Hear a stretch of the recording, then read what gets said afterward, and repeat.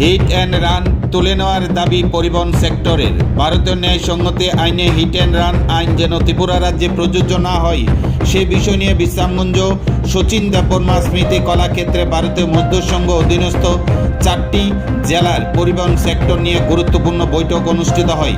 রবিবার দুপুর 2:30 এই দিনের এই বৈঠকে ভারতীয় মজদুর সংঘ অধীনস্থ পরিবহন সেক্টরে পশ্চিম জেলা সেক্টর থেকে উপস্থিত ছিলেন সম্পাদক বাবুল ঘোষ, সিপাহীজলা জেলা সেক্টর থেকে উপস্থিত ছিলেন সম্পাদক সজল দেবনাথ, গোমতী জেলা থেকে উপস্থিত ছিলেন সম্পাদক পার্থ ঘোষ, দক্ষিণ ত্রিপুরা জেলা থেকে উপস্থিত ছিলেন সম্পাদক বাপ্পি দেবনাথ। উক্ত সংগঠনে আলোচ্য বিষয় ছিল ভারতীয় ন্যায় সংহতি আইনে হিট অ্যান্ড রানে সড়ক দুর্ঘটনায় যদি কোনো ব্যক্তির মৃত্যু হয় তাহলে চালকের 50,000 টাকা জরিমানা, পাশাপাশি 10 বছরের জেল হবে। বেশ কিছুদিন পূর্বে বিশালগড় সিভিল জজ জুনিয়র ডিভিশনাল আদালতে ভারতীয় ন্যায় সংহতি আইনে এক স্কুটি চালককে পিষে মারার অভিযোগে চালকের 10 বছরের জেল এবং 50,000 টাকা জরিমানা হয়েছিল। ত্রিপুরা রাজ্যে হিট অ্যান্ড রান আইন যেন লাগু না হয় সে বিষয় নিয়ে এদিনের এই বৈঠকে আলোচনা করেন নেতৃত্বরা। ভারতীয় মজদুর সংঘ অধীনস্থ রাজ্য 8টি জেলার মধ্য থেকে 4টি জেলার পরিবহন সেক্টরের দায়িত্বে থাকা শ্রমিকদের নিয়ে এই দিনের এই সভায় বিভিন্ন বিষয়ে সিদ্ধান্ত গ্রহণ করা হয়। চালকদের উপর থেকে হিট অ্যান্ড রান সরিয়ে নিতে হবে, অন্যথায় আগামী দিনে ভারতীয় মজদুর সংঘ অধীনস্থ পরিবহন সেক্টর বৃহত্তর আন্দোলনে যাবে বলে হুঁশিয়ারি দেন। এখন দেখার বিষয় রাজ্য পরিবহন দপ্তর প্রশাসন উক্ত বিষয়ে কি ভূমিকা গ্রহণ করেন সেদিকে তাকিয়ে আছেন ভারতীয় মজদুর সংঘ অধীনস্থ ত্রিপুরা রাজ্য পরিবহন সেক্টর।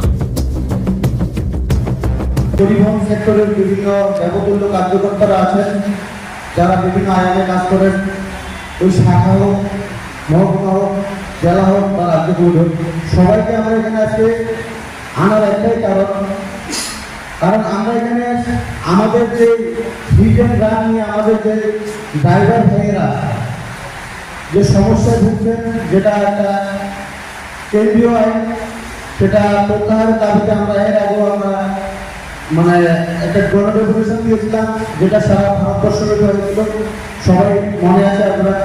কিন্তু তারপরেও সেই আইনটাকে স্থগিত রেখে ত্রিপুরা সরকারে কিছুদিন আগে আমাদের একজন ড্রাইভার দাদা 10 বছরের জেল এবং 50,000 টাকা জরিমানা করা হয়েছে। দেখুন, আমরা এখানে যারাই এসেছি এত সিরিয়াসলি নেবেন ব্যাপারটা, এত হালকাভাবে নেবেন না, কারণ বিপদ কোনোদিন কাউকে বলে আসে না। কখন কার সমস্যা হয়ে যাবে, বিপদ আসবে সেটা কেউ বলতে পারে না। আমাদের যে ড্রাইভার দাদাটা সকালবেলা গাড়িটা নিয়ে বের হয়েছিল, উনিও আশা করেননি যে ওনার দ্বারা একটা পরিবার ধ্বংস হয়ে যাবে, কিন্তু সেই পরিবারটার সাথে ওনার পরিবারটাও আর ধ্বংসের মুখে। তাই আমরা যারা পরিবহনের সাথে যুক্ত, আমাদের বর্তমান রাষ্ট্রপতি সরকাররা নেতৃত্বরা অনেক সময় দেখি যে রাস্তাঘাটে ভাষণ দেন, আমাদেরকে সেই মহাভারতের সারথীর সাথে তুলনা করেন। আমরা সারথী, আমরা জন্ম থেকে মৃত্যু পর্যন্ত আমরা মানুষের পাশে থাকি, কিন্তু আজকে এত বড় একটা বিল পাস করলো, সেটা নিয়ে আমাদের নেতৃত্বের কোনো অনুশোচনাই নেই। তাই নিজেদেরকে নিজেদের জায়গায় রেখে বিবেচনা করতে হবে আমরা আগামী দিনে কি করবো, কোন পথে আমরা হাঁটবো এবং আমরা কি চাই। আমরা একটা সরকারকে, রাষ্ট্রপতি সরকারকে সমর্থন করি, কিন্তু রাষ্ট্রপতি সরকারের অবৈধ কোনো নীতি আইন আমরা যেটা আমাদের শ্রমিক বিরুদ্ধে হবে সেটাকে আমরা কোনোদিন বরদাস্ত করবো না।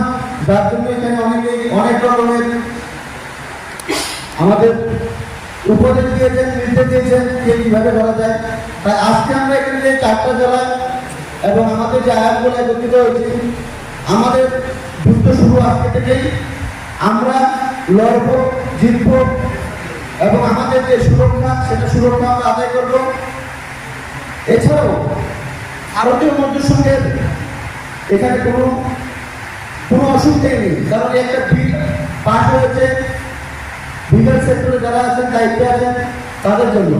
ভারতীয় মজদুর সংঘে এটাকে নিয়ে এবং আপনাদের নিয়ে রাজ্যব্যাপী নয়, পুরো ভারতব্যাপী একটা আন্দোলন সৃষ্টি করতে হবে, যাতে আমরা সরকারের কাছে এই দাবি রাখতে পারি যে এই আইন আমরা মানি না,